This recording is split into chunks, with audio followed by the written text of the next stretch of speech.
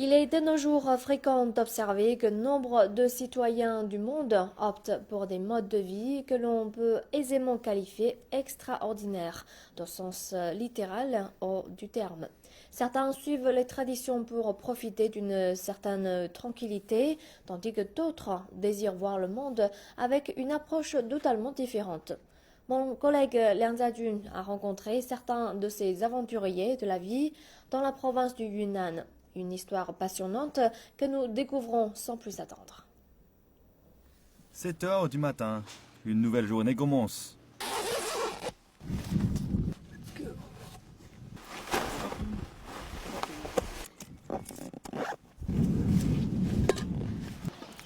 Et comme habitude, c'est à pied que Thierry et Kylian arrivent aujourd'hui dans un petit village de l'ethnie Rani, dans la province chinoise du Yunnan. Notre objectif, c'est de faire le tour du monde à pied, en fait. On est parti sur ça. Notre motivation, à la base, c'était surtout parce que on n'était pas très intéressé par la vie classique, on va dire, qu'on pourrait avoir en France, c'est-à-dire la routine, trouver un travail, se construire une famille, dans le sens classique du terme. Et tout ça, ça nous intéressait pas trop. Et comme on n'avait pas vraiment d'attache pour l'instant, on a décidé de parcourir le monde. 35 pays ont été prévus à traverser par les deux marcheurs avant leur départ, et pour l'instant, ils ont accompli 13. Plus de 4 ans de marche est non seulement un défi psychologique, mais il pose également des questions physiques sérieuses. On a été confronté à des régions un peu comme ça, assez difficiles, mais c'était un peu frustrant parce que par exemple au Kazakhstan, je me rappelle, il y avait, c'est pareil, c'est très désertique là-bas, c'est très sec, mais on ne pouvait pas vraiment traverser droit dans le désert parce qu'il vraiment il n'y avait pas d'eau du tout. Donc on était un peu obligé de suivre la voie ferrée, ce qui était un peu frustrant.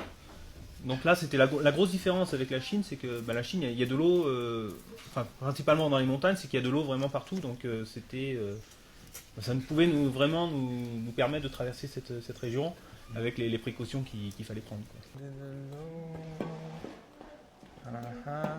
请问你好，有没有水？喝的水。好，谢谢。Ma sorte la bouteille d'eau. T'as une bouteille d'eau? C'est laquelle de l'eau.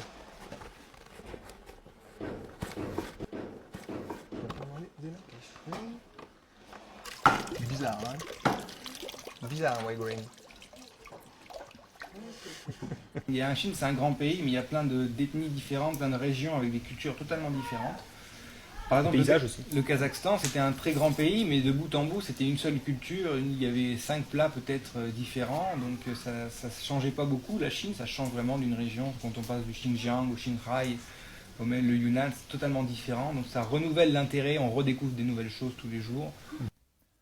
Marcher loin des routes est le but de Thierry et Kylian. Ils préfèrent la nature sauvage. Ils choisissent toujours de petits villages et des petits chemins à marcher. Parfois, c'est nettement plus amusant de les parcourir.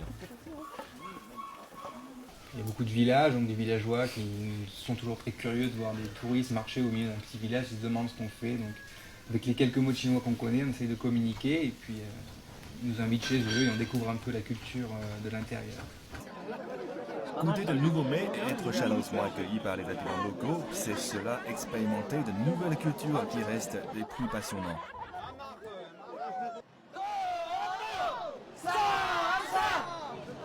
Demain, Thierry et Kylian marcheront comme tous les jours durant ces 4 dernières années.